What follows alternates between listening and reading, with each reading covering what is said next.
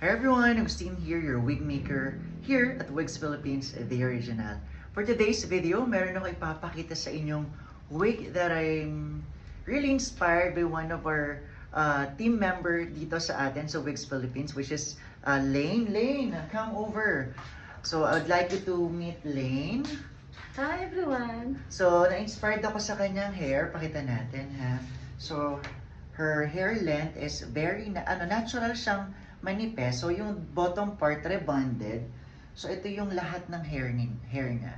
So as you could see, manipis siya. Pero dito sa bandang ito, medyo buwaghag na because natural hair. But for the bottom, it's rebonded.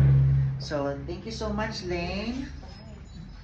So since rebonded yung kanyang hair, sabi ko, why not make something na very close to her hair? So, lapag ko lang yon.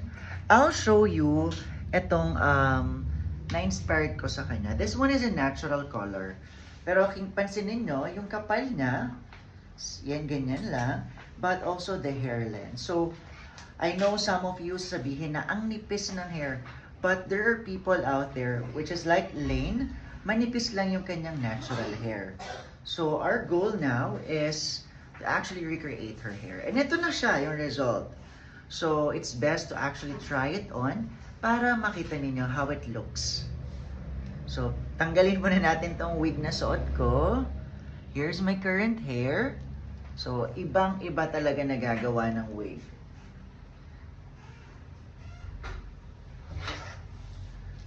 Alright, so suot lang ako ng wig grip. So, lately I've been enjoying wearing wig grip kasi for me it's way more easier. So, try lang natin. Yan. I'll just wear the wig grip. Yan. Then I think nasa middle yung parting natin. So, fix natin siya sa middle. Ooh, parang nabanat yung face ko doon na. Yan.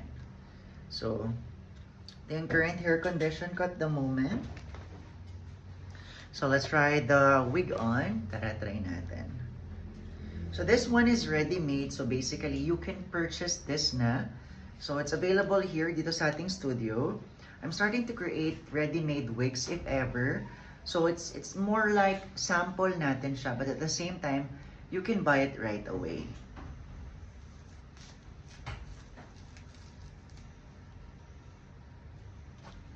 So this one is in medium cap. Yan siya. So here's the lace parting.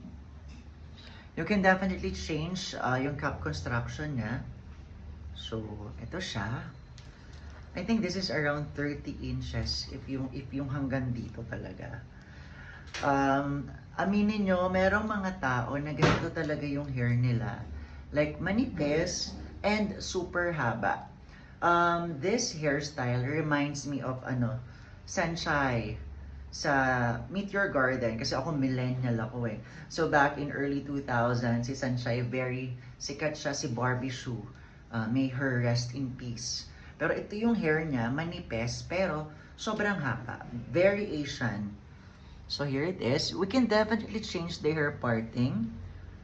Yan. Oops. But of course, kailangan habang basa pa yung hair. This one is rebonded. So, even after washing, ganito siya ka-straight.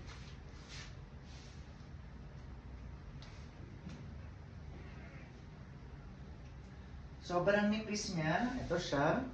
I'll roll the hair. Yan. Yan na siya. Ganyan siya kanipis.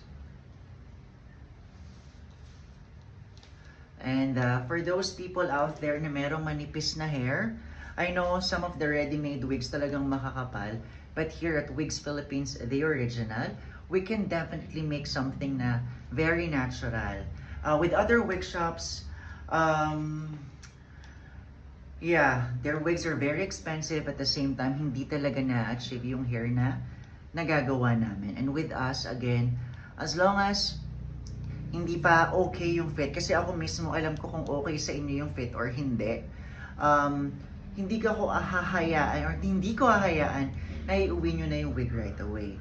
So, dito sa amin, if ever you set an appointment with us, of course, we would have our first consultation. Ito yung ating fitting area yon. So, you'll have your first consultation with me and we figure out ano yung best hair para sa inyo. And then, you give us around 2 to 4 weeks for us to finish the wig. And then, balik sila dito for us to have your first fitting. Sa first fitting, if ever okay na yung wig, then that means pwede nyo na siyang mauwi. But if not, we will still alter the wig to make it more comfortable sa inyo. Walang right or wrong when it comes to wigs. Pero, ang pinaka-importante sa akin is that you're comfortable. Kasi, wala talagang rules when it comes to wigs eh. Iba talaga yung comfortability ninyo.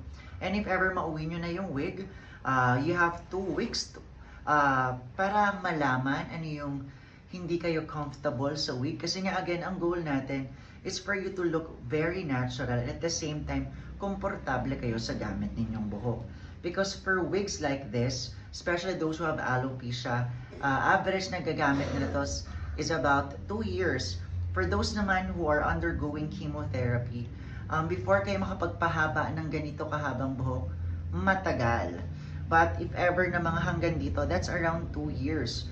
So, kailangan talaga quality and talagang komportable kayo sa wig na gagamitin ninyo. So, here at Wigs Philippines by Agustin, I am telling you, my goal is just not to, my goal is not to make a wig. My goal is to show who you are. Yun talagang babalik ko sa inyo kung ano yung nawala. And I think yun naman talaga just for us to look natural sa lahat. Alright, so if you have any questions or if you're interested in getting a hair like this one, or any hairstyle that we can customize for you, you can definitely message us here or give us a call. And I'll be more than happy to assist you and together with my team. Again, my name is Agustin, your wig maker here at Wigs Philippines, the original. Bye!